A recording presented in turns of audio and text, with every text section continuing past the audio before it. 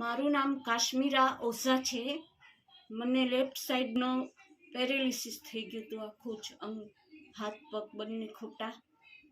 તો મેં પૂજાબેન ઓરા પાસે સારવાર લીધી ને 2 કે 3 મહિનાની અંદર મને બધું એકદમ સરસ થઈ ગયું છે. મારી જાતે રસોઈ કરી શકું છું, હાલી ચાલી શકું છું, બધું જ કરી શકું છું હવે.